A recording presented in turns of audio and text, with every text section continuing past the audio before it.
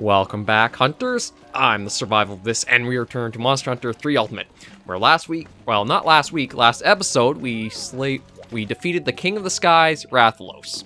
Now, this week, we are going for a little bit of something different. We are going to take a trip to the far north in order to deal with the, how do I want to kind of put it? I guess the Baron of the Snows, or the Noble of the Ice and Snow. We're going after Barioth this time. We don't need the antidotes this time around, or the cool drinks. We'll keep the dung bombs. I don't think he has a pin, but just in case. Actually, I think we may need a cleanser. We'll see.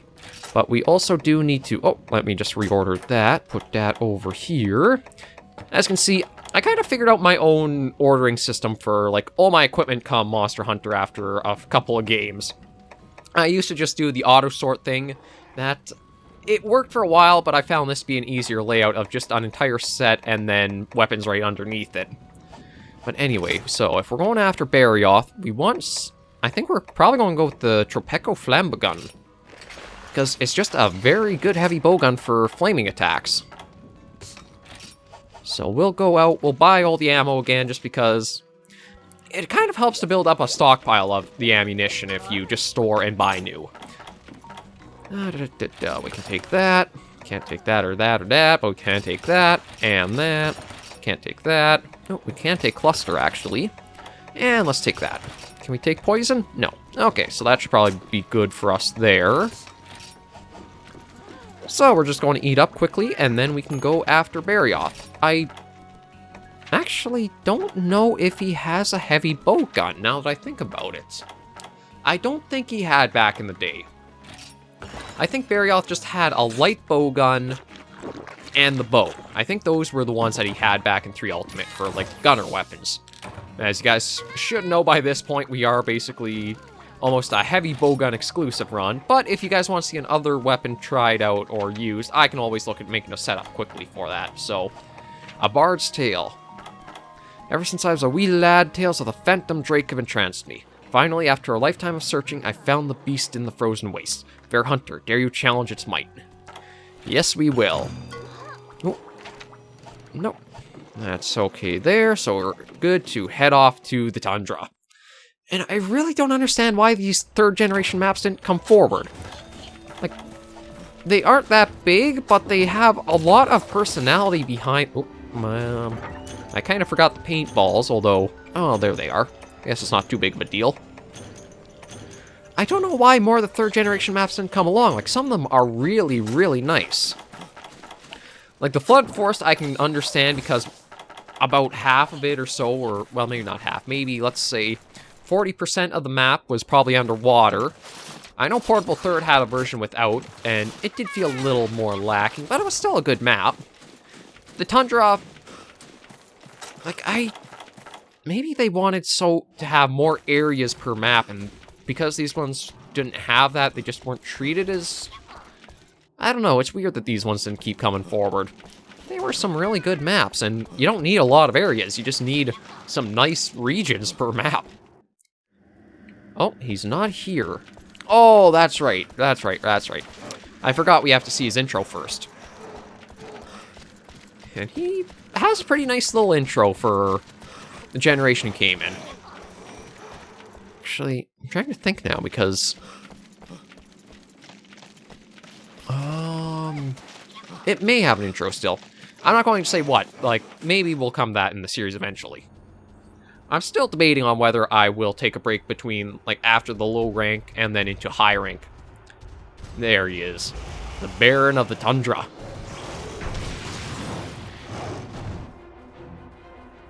Although kind of hard to see those bright blue eyes that he's mostly known for.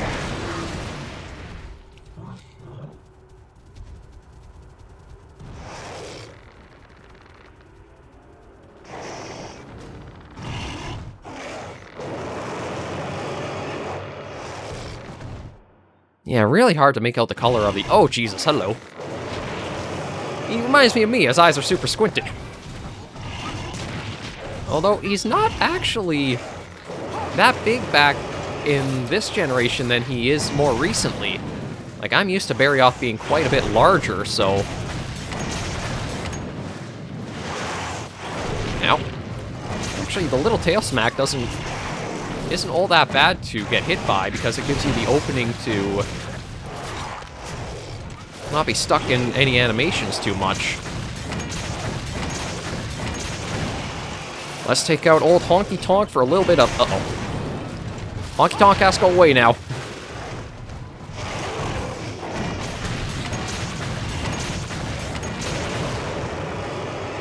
And one thing that Barioth has always kept, and is really good, in my opinion at least, is the importance of the park brakes on him. Like, if we can break the wings, I'm pretty sure he will start doing the slipping and sliding that he does even to Iceborne to this day. Oh. Oh, we're a little out of range. There we go. So that's one wing taken care of. And actually, I should probably use the crouching fly. Oh, there's the other wing. Yeah, there we go. Slippy slidey. Now, there are very few monsters that actually show the park brake having, like, an effect on the actual fight. But Barioth has always been a monster that's shown that. And that's why whenever I fight him in World or Iceborne, well, actually any iteration of him, really, the best thing to do is to break those wings first, because it makes him much more manageable and takes away a lot of the maneuverability he has.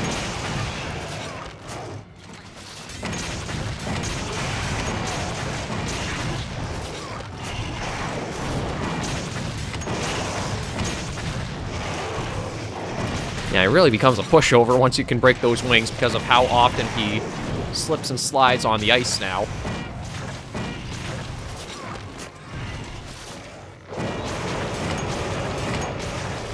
Okay, so maybe we'll use a little bit of cluster on him.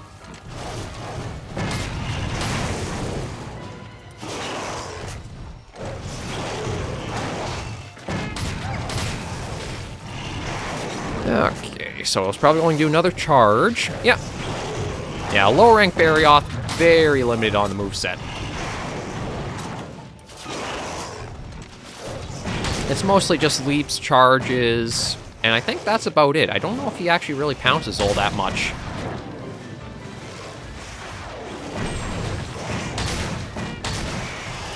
So this, I'm guessing, is going to just be a few more minutes and then he'll be down for good.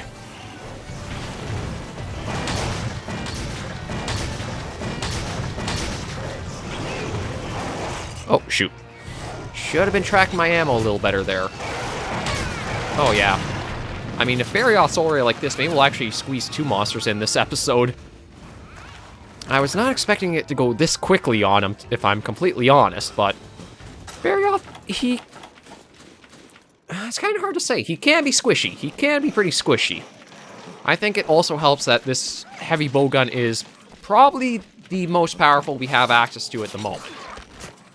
It's a little weird for how, like, the 3 ultimate weapons are right now. Things like the Rathian heavy bowgun isn't actually all that strong in comparison to if you can, like, upgrade the Argyros and the Kuropeko. Now we got the climb and climb and climb. And he's probably going to be doing his... Yeah, there it is. I had a feeling we'd see him do that if I came up here. Oh yeah, I feel sorry for you, Barioth. You're just going to go down real quick.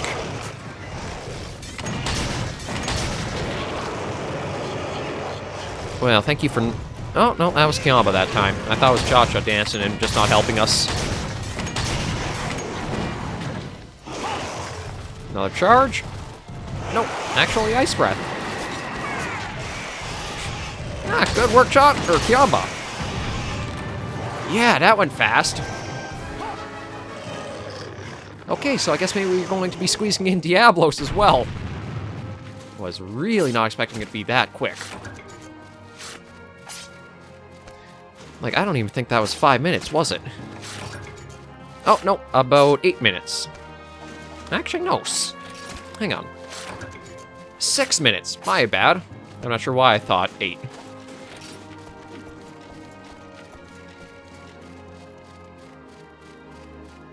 Yeah, just 6 minutes.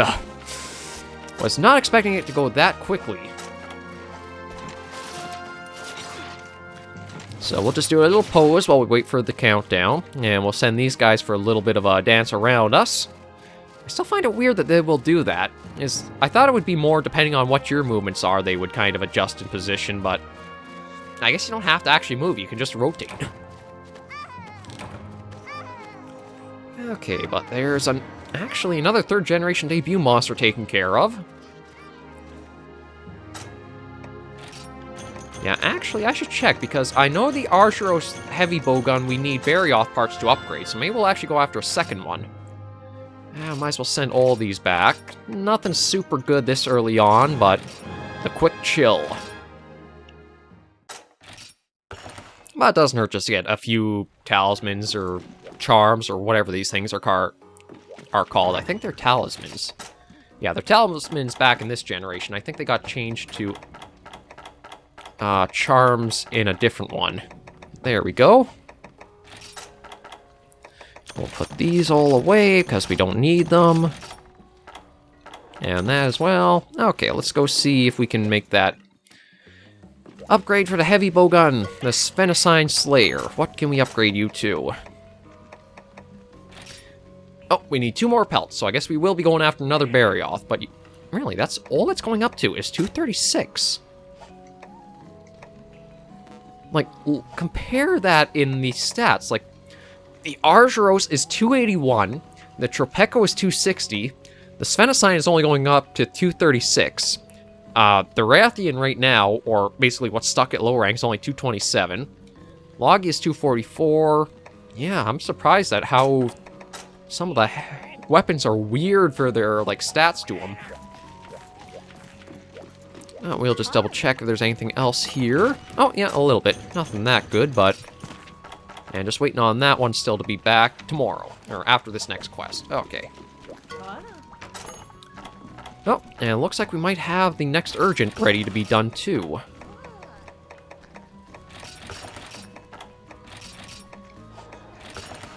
Okay, well, let's talk to Aisha and see what she has to say. Hello, I've got news. It's about a mysterious dragon. The guild's finally got back to me about it, and this one's marked urgent. They matched what your little buddy saw to report of an elder dragon from one of the guild's observation balloons.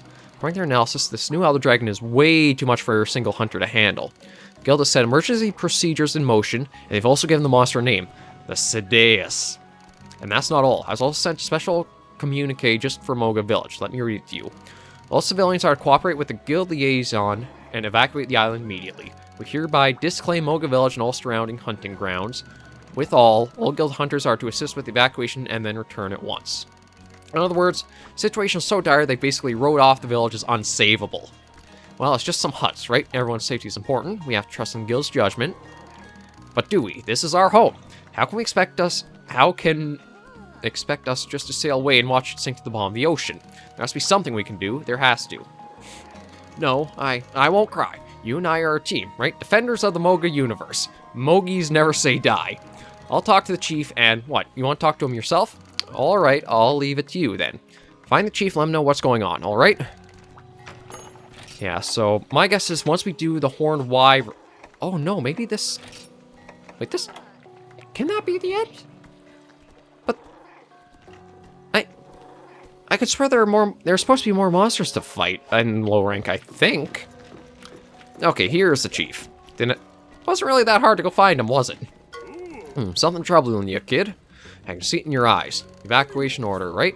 Yep, that sweetheart from the guild told me too. To be honest, kid, you must have put 2 and 2 together by now, but I used to be a hunter like you back in the day. I was an ace at underwater hunts. Enjoyed a bit of renown for it, in fact. Oh, the monsters I mangled. But I had bigger dreams. You like stories, kid? This one's been passed down through my family for generations. It goes like this. My ancestors once built a village here on top of ruins they guarded for centuries. Why guard the ruins? Well, no one's sure anymore, but we think they might have once been our ancestral home. What we do know is that at some point, a string of mysterious earthquakes caused the Guardian's village to sink. From that time forward, my family dreamed of coming back here to rebuild what we lost. Not just my family, either. Many of the villagers here come from an ancestry that share the same dream. The head farmer and the Wyverian artisan are 2 such villagers, and there are many others. When I was a young hunter, I had the chance to return here with an archaeological team from the guild. In our investigation, we discovered the quakes were the work of an unidentified giant monster. Hang on a moment. You said the Logiocris was the one behind the quakes, but you knew that the quakes were from something else. Okay. But was the threat gone? The guild needs someone to stick around and keep an eye on the place. And of course, I couldn't have been happier. See how this all fits together? It was my dream build Moga Village. No, more than that, my ancestors' dream. Now you know why I have the influence in the guild, why I can rub noses with a rich merchant like the Argosy captain, and more importantly, why I was so convinced these quakes had to be the work of a monster. At first I thought the guild had overestimated its size. How could anything be as big as they said? Okay, this is the explanation. That's why I had you going after Logiocris. Well, plainly I was wrong. I didn't plan to tell you all this, but you fought for us every step of the way. You were in the truth. So here we are. I guess it's fate. Our ancestors succumbed to this dragon once, and now it's our turn. I suppose like better get the villagers ready to evacuate. Oh, they'll put up a stink, but I'll talk them into it. As for you, kid, you did good, but well, it's time to hang up your hat. This baddie's out of our league. It's been fun. I'll miss ribbing ya. Sheesh, feel like I'm at a funeral. Yeah, no, we ain't letting that happen, are we? What's the matter, kid? He'll be ready to evacuate soon. Just sit tight and... What? What did you just say? You're going to hunt... We're going to go hunt the dragon! Are you nuts? One too many punches from the Logiocris? Even the guild, which normally has hunters fight in small groups, would set aside an army to take that beast down. So it kind of shows you the power scaling. When it comes to elder dragons, the guild is ready for an army to go out. Which is actually pretty interesting. Actually, that's really interesting when you compare like the whole lore of Monster Hunter, because the small hunts, a small group's good. But when it comes to elder dragons, the army is kind of in there, so... Strong as you are, there's no way you could possibly hope to take on a monstrosity like that alone, so just... What? You say you're not alone? They've never hunted alone, not once since you came here. Oh, that's rich, kid. Sappier than a sap plant, but I forgive ya, because you know what? It's true. You aren't alone. Our boats will get you to the Dragon's Cave. Our base camp will keep you safe. We'll bring you supplies.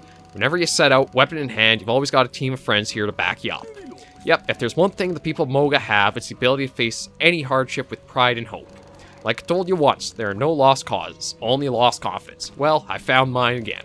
I guess even us old hands still have a few things to learn. Thanks, kid. I'll talk to the other villagers and see if we can't whip a good hunting strategy for you. Of course, the evacuation will proceed for any folks not involved in the hunt. Time to get busy, busy, busy. So, it looks like once we hunt down the Diablos... Oh, actually, we have Junior to talk to. Let me see. You know, we'll talk to him once we come back, just because I want to... well, actually, I was going to squeeze another hunt, but time's actually kind of running out. So I guess we're going to talk to Junior right now. I wanted to squeeze in another Barioth because it took so little time, but all the chat and the story kind of took up the rest of the episode. So you're going to take on the dragon. Kind of figured you would. Of course, you'll never win by fighting fair. I understand why the guild wants to talk you out of this. But listen, we may have more weapons available to us than you realize. Apparently, that creature's cave is actually part of the ruins under our village. The fishermen dived down to have a look, you see, and they found something mighty fascinating and convenient. They said they found tons of ancient anti-monster weapons down there, all more or less intact. Interesting, eh? Aha. They're antique, so who knows if they still work, and even if they do, good luck figuring them out. Maybe they're a waste of time, but my gut tells me they're worth a shot. We found the perfect spot to build a camp beside the cave entrance. I'm thinking we can make it your base camp for hunting the dragon, but we'll need materials we can't get ourselves. Feel bad for asking, but we need you to go gather materials one more time. We'll do all the building, of course. Make a list of what we need, check the requests. So they're going to need... Oh, just a Wrath Talon. That's not going to be that hard to get. Kind of surprised about the Giganox hide, though. That's a strange one. Okay, but yeah, it looks like, unfortunately... I wanted to squeeze another episode... Well, actually, hang on. It is only, what, 6 minutes the other one took?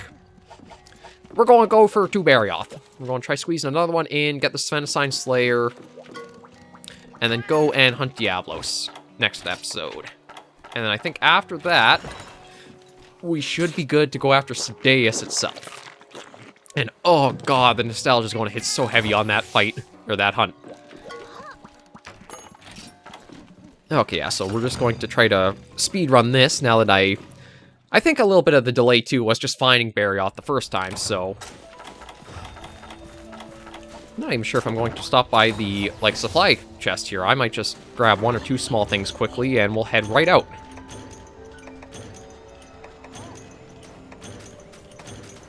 Because, like, for how quick we were able to down the Barioth on our own, we should be able to squeeze one in just before this is over. Like, it shouldn't take us half hour.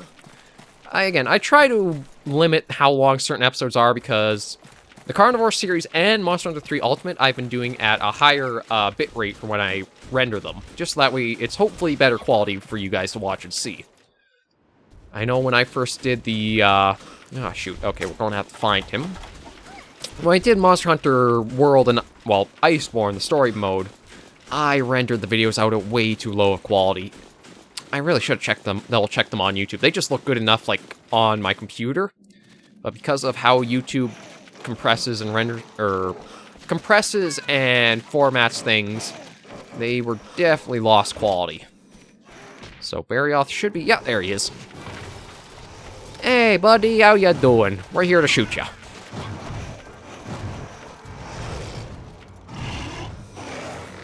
Ow. I just want to climb up to see ya. Is that so wrong?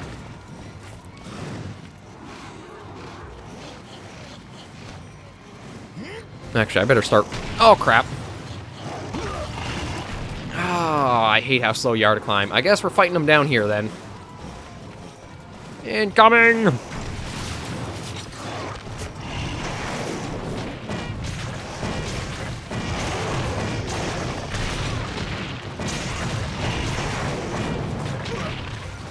This is why I want to be up there, so I wouldn't have to deal with all the dumb baggies. But, of course, Barioth wouldn't let that happen, would he? Ooh.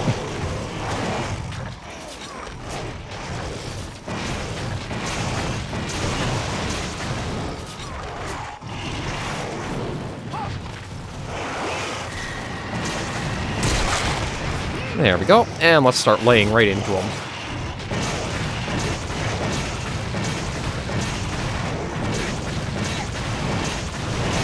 Yeah, figured we were going to get smacked. Stayed in the... Ooh, thank you, evasion. Ah, shoot. Got stuck behind his arm. So much for getting the head right now. Now. Yeah, even back in the old games, that tail sweep was pretty strong.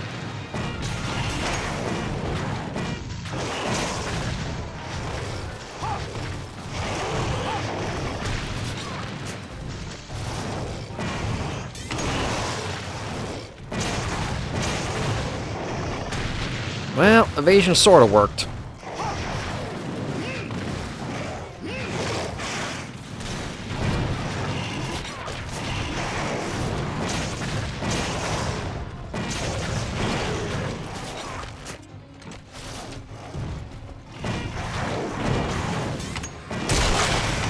Oh, I didn't even check his armor skills now I think about it, so...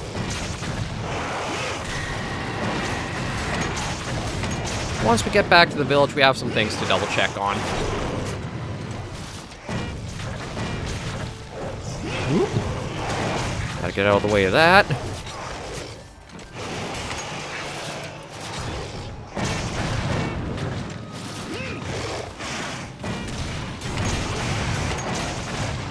Yeah, so we'll use the cluster here. He shouldn't have that much health left comparative to, like, how last time it went.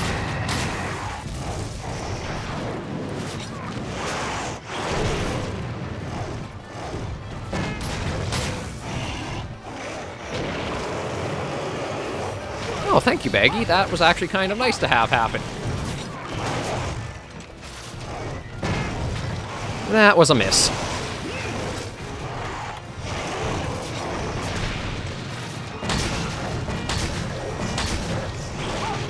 Ooh, thank you, evasion. I still gotta figure out the timing of it, but if you can get it, it is very nice. Ooh.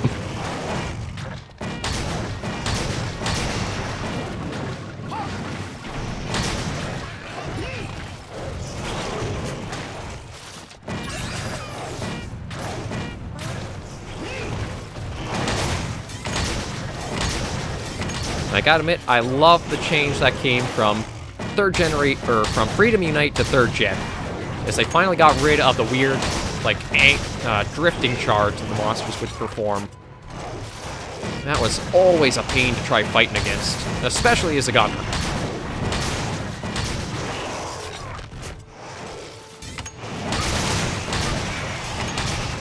Oh, somebody's hungry. Actually, somebody's angry. Oh, no.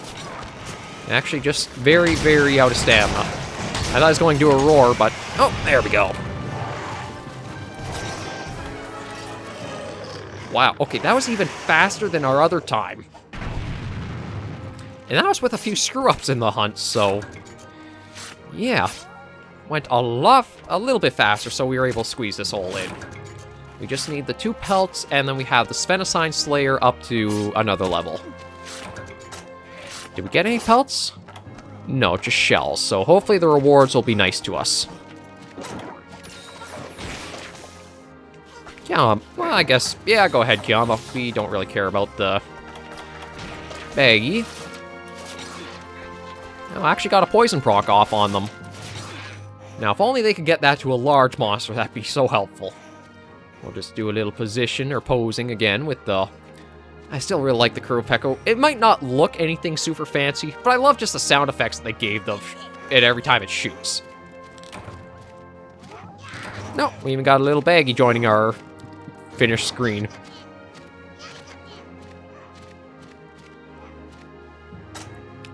Perfect. There are the 2 pelts we needed.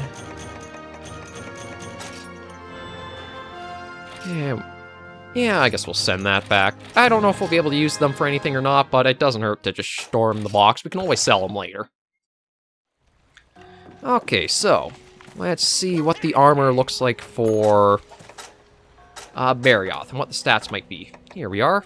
Yeah, it actually isn't that strong defense-wise. Like, it's only a little stronger than Giganox, and it's quite a bit weaker than... Wow, even Nibble's armor has more defense to it. So what does it give? Constitution... I guess if you need the ice attack, you could, but nothing we're going to really use it for. And just double check. Nothing for heavy bowgun to be made. Actually, nothing for a bow either. I thought... that's odd. Okay, there we go, though. The Sphenicine Ruler. I just want to see, does it gain anything... Okay, you get another load, or another shot of normal and pierce, which is nice. And water and freeze, too, so that's pretty good. Yeah, we'll equip that now. And I think, yeah, that's about it for right now. I do know that Diablos is going to have a heavy bowgun, so we're probably going to look at making that after we hunt him next episode. And we are... you know what, I'm just going to quickly move these down. This is just more of my system coming through. There we go. We are looking very close to having the village's storyline all wrapped up in just a couple of episodes or so now.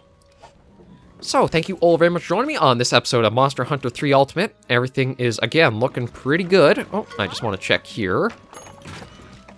Oh, actually, you got a silver. Oh, you got 2. Those are actually going to sell for a lot.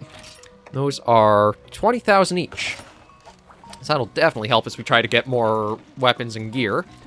But for now, we are going to leave this episode of Monster Hunter 3 Ultimate here.